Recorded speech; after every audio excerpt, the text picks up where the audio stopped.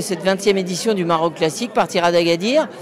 Et puis nous allons faire une boucle autour d'Agadir parce que le terrain de jeu est assez fantastique dans cette vallée du paradis.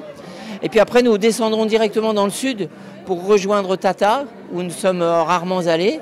Et là nous profiterons de Tata pour faire un joli bivouac avec des tentes berbères. Et les concurrents pourront en prendre plein les yeux d'un désert, pas de sable mais de cailloux cette fois-ci.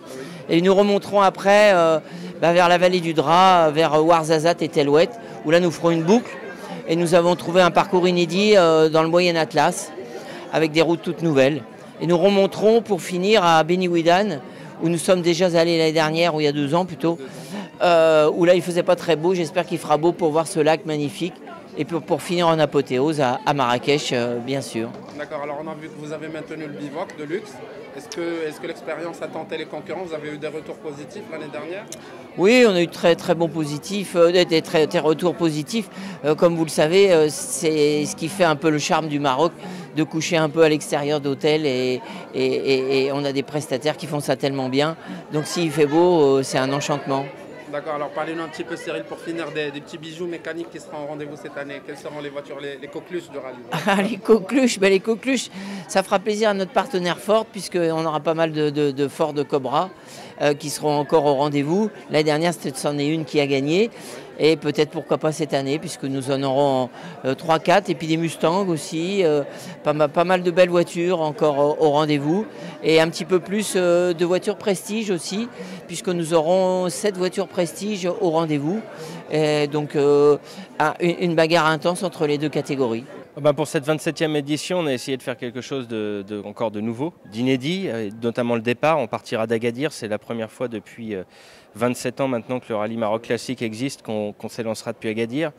Donc départ de l'océan Atlantique et puis une nouvelle fois comme l'année passée la part belle au Grand Sud. Mais en effet avec le réseau routier du Maroc qui n'arrête pas de se développer, j'ai pu trouver de nouvelles routes très intéressantes, notamment dans l'Atlas, dans le Haut-Atlas. Donc on ira vraiment tutoyer le Toubkal à l'occasion notamment de la 4e étape entre Aït Benadou et Ouarzazate.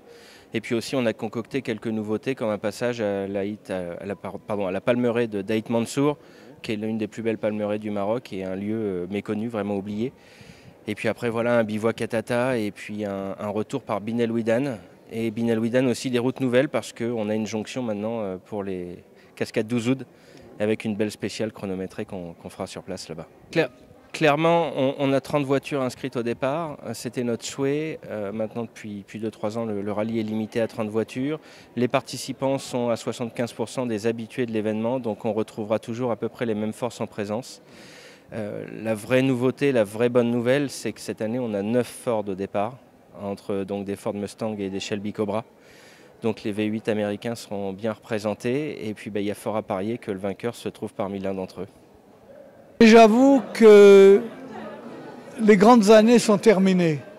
Du temps où mon ami Hassan Glaoui m'offrait des tableaux pour les vendre à 50-60 millions, c'est terminé. Il y a les gens qui continuent, mais c'est plus du tout les mêmes chiffres. Les gens sont... J'ai la Tombola, j'ai Royal Maroc qui nous aide.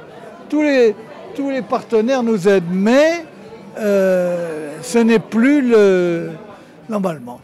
Mais on a tout de même ramassé 1,2 milliard de centimes en 20 ans.